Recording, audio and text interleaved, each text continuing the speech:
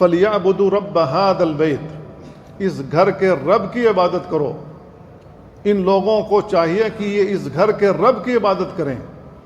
اس گھر کے چاروں طرف رکھے گئے جو بت ہیں جن کو انہوں نے معبود بنا رکھا ہے، ان کی عبادت نہ کریں، بلکہ اس رب کی عبادت کریں جو اس گھر کا مالک ہے اور ان کا بھی مالک ہے۔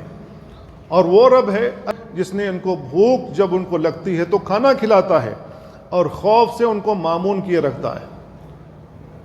وہ خوف سے امن کی حالت میں رہتے ہیں۔ مکہ ایسا شہر ہے جس میں ہر شخص مامون ہے۔ حدود حرم کے اندر ہر شخص مامون، ہر انسان مامون اور ہر جانور مامون ہے، لیکن ہم یہاں اسے دیکھ کر کے شکار نہیں کر سکتے کیونکہ وہ مامون ہے، بلد الامین میں ہے۔ تو اللہ رب العالمین نے کہا فَلْيَعْبُدُوا رَبَّ هَذَا الْبَيْتِ، اس گھر کا جو رب ہے اس کی عبادت کرو۔ اس کی عبادت کیوں کرتے ہو؟ جس کو تم نے معبود بنا رکھا ہے، جن کو تم نے اپنے ہاتھوں سے تراش کر کے ان کو کھڑا کر رکھا ہے یا پٹ کر رکھا ہے، ان کی عبادت کیوں کرتے ہو؟ ان کے سامنے چڑھاوے کیوں چڑھاتے ہو؟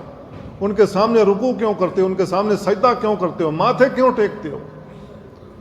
ان سے اپنی حاجات کا سوال کیوں کرتے ہو؟ اپنی بلاؤں کے دور ہونے کا سوال ان سے کیوں کرتے ہو؟ وہ کیا کر سکتے ہیں؟ جس بھگوان نے، جس خدا نے، جس الہ نے اتنی چھینیوں کی مار کھائی ہو، اتنے ہتھوڑوں کی مار کھائی ہو، پھر اس کے بعد کسی انسان کی شیپ بنی ہو، اور وہ جہاں کھڑا کر دیا گیا ہے اس پر جانور آتے ہیں، پخانہ کر دیتے ہیں، پیشاب کر دیتے ہیں، وہ اس کو رفع نہیں کر سکتا، دور نہیں کر سکتا۔ اس کے ہاتھوں میں مٹھائیاں رکھ کر کے چلے جاتے ہو، لڈو، بتاسے اور جو بھی چیزیں رکھ کر کے چلے جاتے ہو، جانور آتا ہے اس کو کھا جاتا ہے، چور آتا ہے اس کے ہاتھ سے چورا کر لے کے چلا جاتا ہے۔